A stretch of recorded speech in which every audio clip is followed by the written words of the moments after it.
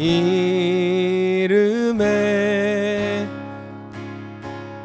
크신 능력 영원한 생명이 내 삶의 이유라. 네, 함께 기도하겠습니다.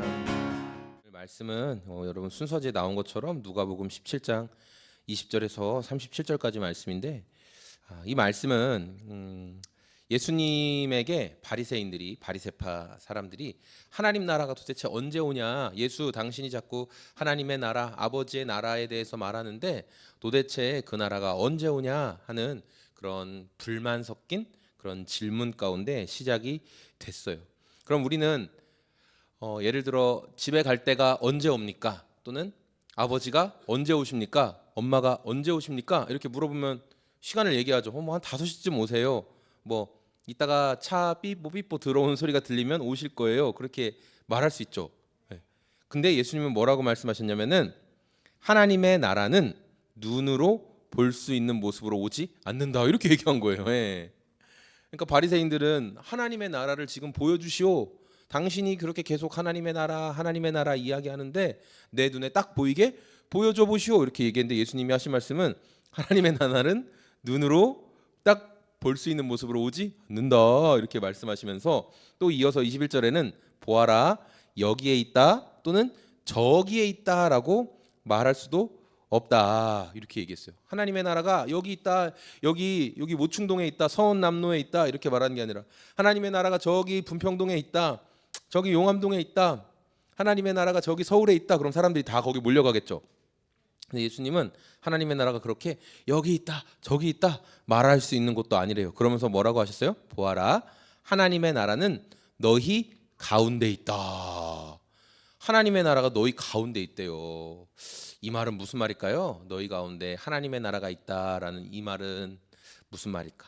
이 말에 대해서 힌트를 알기 위해서는 다음 말씀들도 우리가 이어서 계속 보아야 되는데, 예수님이 하나님의 나라에 대해서 말씀하시면서 어떤 비유를 들어주셨냐면은 24절에 보니까 마치 번개가 하늘 이 끝에서 번쩍하여 하늘 저 끝까지 비치는 것처럼 인자도, 그러니까 예수님의 날도 그렇게 나타날 것이다. 이게 무슨 말이냐면, 번개가 쫙 치면은 어두운 밤하늘에 번개 친 거 본 적 있어요? 천둥번개 쫙 치면 갑자기 환해지고 다 볼 수 있죠. 그 당시에 이렇게 우리가 지금 보는 것처럼 이렇게 전기로 불을 밝히지 않는 시대였는데 이 번개불이 쫙 치면 모든 사람들이 다 볼 수 있죠. 그만큼 하나님의 나라가 순식간에 갑자기 나타나겠지만 나타나게 되면 모든 사람들이 다 볼 수 있게 된다, 그렇게 말씀하셨어요. 그러면서 어떤 이야기를 하셨냐면 노아 이야기를 하시고, 또 소돔과 고모라의 롯이 어떤 일이 있었는지 그 이야기도 하셨어요. 노아는 하나님이 내가 이 백성들 만든 것을 내가 아주 슬프게 생각한다, 하나님이 한탄하시면서 심판하겠다고 약속하셨죠. 어떤 걸로 심판했어요? 그래서 사람들을 홍수, 큰 엄청난 물로 다 심판했어요. 그래서 물에서 살아남으려면 뭐가 필요하죠? 구명조끼로는 오래 못 버티니까 배가 있어야 되겠죠, 그렇죠? 그래서 노아에게 뭘 만들려고 했어요? 노아의 방주, 큰 배를 만들었어요. 그래서 거기에 짐승들도 하나님이 다 태우게 하시고 노아의 가족들 다 탔어요. 근데 노아가 뚝딱뚝딱 방주를 만드는 동안 사람들은 심판이 온다고? 그럼 우리도 준비해야 되겠네 하고 같이 방주 만드는 걸 도왔어요? 아니면 어떻게 생활했어요? 바보 돌았나 봐 하면서 막 조롱하고 비웃고 자기들을 먹고 마시고 시집가고 장가가고 자기들 생활 다 했죠. 심판이 올 줄 알았으니까 몰랐으니까? 몰랐으니까. 심판이 온다는 걸 믿었으니까 안 믿었으니까? 안 믿었으니까. 노아가 지금 눈에 보이는 하나님이 심판하신다고 하니까 나는 하나님의 말씀을 듣고 지금 이 심판을 준비할 거야 하고 열심히 하고 있었지만 사람들은 전혀 믿지 않았어요. 그러면 소돔과 고모라 이야기도 그렇죠. 하나님이 이제 롯을 위해 기도했잖아요. 롯을 위해 누가 기도했어요? 혹시 기억나요? 누구의 조카일까요? 롯은? 아시인데, 아시. 아브라함의 조카 롯. 아브라함이 하나님께 기도했죠. 하나님, 우리 롯 좀 불쌍히 여겨주세요. 하나님 심판하지 말아주세요. 이렇게 기도했어요. 그러니까 하나님이 롯을 구출해 주겠다 이렇게 하시고 구출해 주는데, 그때 롯이 이렇게 피하고 나서 소돔 땅에 완전히 막 이렇게 하늘에서 불덩이 같은 게 막 떨어져서 사람들이 다 죽었거든요. 심판당했거든요. 그런데도 그때도 사람들은 어떻게 했냐? 뭐 멸망 같은 거 오지 않을 거야 이렇게 생각하고 있었다고. 자기들이 그렇게 악한 행동을 하면서도 우리는 벌 받지 않을 거야 그런 생각을 했다는 거예요. 그날이 얼마나 급하고 갑자기 나타날 것인지 예수님께서 하늘에 번개가 치는 것처럼 설명도 하셨고, 또 그날이 얼마나 갑자기 긴박하게 나타나는지 알기 위해서 지붕 위에 있는 사람, 지붕 위에 있다가 무슨 문제가 생기면 우리는 얼른 집에 가서 중요한 걸 챙겨 나와야 되겠죠. 근데 그런 행동도 하지 마라. 또 들에 있던 사람, 밖에서 일을 하다가 갑자기 무슨 문제가 생긴 것 같아. 심판이 올 것 같아. 그때 막 집에 들어가서 뭘 꺼내올 생각도 하지 마라. 그리고 또 이런 말씀도 있어요. 뭐냐면 두 사람이 같이 잠자리에 누워 있는데 한 사람은 하나님께서 구원해 주시고 한 사람은 심판을 받게 될 것이고, 또 두 여인이 같이 이렇게 곡식을 이렇게 맷돌로 돌리고 하고 있는데 한 사람은 같이 둘이 대화도 하면서 곡식도 돌리고 있는데 한 사람은 하나님이 데려가시고 한 사람은 안 데려간다, 버려둔다 이렇게 말씀하셨어요. 이 말은 뭐냐면 우리가 살고 있는 이 세상 가운데 하나님을 믿는 사람과 하나님을 믿지 않는 사람, 하나님을 믿는다는 건 뭐냐면 하나님의 통치를 받고 있다는 거예요. 하나님의 통치. 로운이 로이 로아가 교실에서는 누구의 통치를 받는 줄 알아요? 맞아요. 담임 선생님의 통치를 받고 있는 거예요. 담임 선생님이 우리 반은 쉬는 시간이 20분이에요 하면 그 반은 쉬는 시간을 20분 하는 거죠.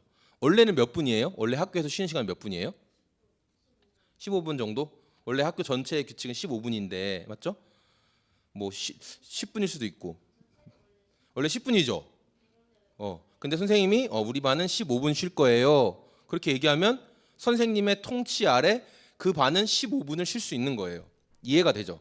그런 것처럼 하나님의 통치를 받는다는 것은 우리가 지금 이렇게 학교에서 또 가정에서 엄마 아빠의 말씀을 듣는 통치를 받고 다 하지만 우리가 정말 계속 순종하고 따라야 될 통치는 누구의 통치냐? 하나님의 통치라는 거예요. 하나님이 원하시는 게 뭘까?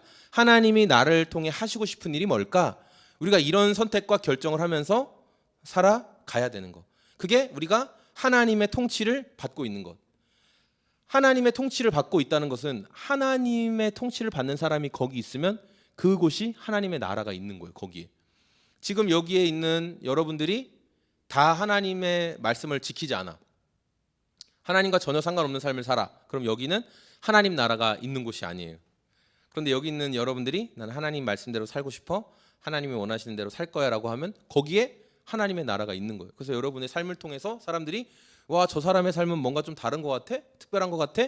왜? 하나님의 통치를 받고 있는 사람의 모습이니까. 그래서 우리가 어떤 선택, 어떤 결정을 내릴 때 누구의 통치를 받아야 돼요? 하나님의 통치. 하나님의 나라를 내가 보여줘야 돼요. 사람들한테. 내가 하나님의 통치대로 살아가면 사람들이 쟤는 뭔가 다르구나. 그게 하나님의 나라가 나를 통해 보여지는 거예요. 나를 통해서. 오늘 같이 이렇게 어떤 분들의 이야기를 들으면서 제가 들었던 생각이 있어요. 뭐냐면 우리가 그 일이 나의 일, 나의 상황이 되면 쉽게 딱 어떤 일을 분리해서 보기가 참 어렵구나라는 생각이 들었어요. 예를 들어 우리 로운이 성도님이 저에게 정말 우리 이 목사님은 설교가 좀 별론 것 같아요. 이렇게 얘기를 했어요. 말을 들어 우리 이 목사님은 교회를 진짜 좀 제대로 못 하시는 것 같은데요. 뭐 이렇게 얘기를 했어요. 만약에 그러면 그 말을 제가 있는 그대로 받아들이고 그래요. 저는 능력이 없습니다. 저는 좀 너무 부족해요. 제가 안 하는 게 낫겠습니다. 이렇게 하는 게 맞을까요? 아니면 저 말은 나를 무너뜨리기 위한 말이구나. 하나님께서 기뻐하시지 않는 말이구나. 내가 저 말을 받아들이지 말아야지. 어떻게 해야 될까요? 맞아요. 받아들이지 않아야 되죠. 그 말은 지금 교회를 세워가는 그 교회를 정상적으로 세워가고 사랑으로 세워가는데 그런 말을 해서 내가 무너지면 누가 좋아한다는 거예요? 누가 좋은 일하는 거예요? 악마가, 마귀가 좋아하는 일이잖아요. 내가 포기해버리면, 내가 너무 힘들어서 그래 난 저 말이 맞는 것 같아, 난 못하겠어 하고 포기하면 하나님 기뻐해서 마귀가 기뻐해요. 마귀가 기뻐하죠. 근데 우리가 그게 내 이야기가 아니면 잘 알아요. 아, 그래. 그래서 막 이야기도 해줄 수 있어요. 아, 그거 마귀가 지금 공격하는 거예요. 그 말에 절대 넘어가시면 안 돼요. 마귀가 공격하는 거니까. 근데 그게 내 이야기가 아닐 때 이렇게 쉽게 말할 수 있는데, 그게 내 이야기가 되면은 그 말이 잘 안 돼요. 그런 마음이 잘 안 생겨요. 그냥 너무 지치고 그만두고 싶고 안 하고 싶고 미워지고 포기하고 싶은 마음이 생겨요. 로우니 성도님 막 미워지는 거예요. 어쩜 나에게 그런 말 할 수가 있지? 그런 나쁜 사람, 우리 교회에서 저 사람 사라졌으면 좋겠다, 막 이런 마음들. 마귀가 좋아하는 일이죠. 근데 그게 내 일이 되면 잘 구별이 안 돼요. 그래서 오늘 우리가 하나님의 나라를 살아가고 있는지를 계속 점검하는 게 너무 정말 중요한 거예요. 내가 하나님의 나라를 살아가고 있다면 하나님의 통치를 받는 거라고 했잖아요.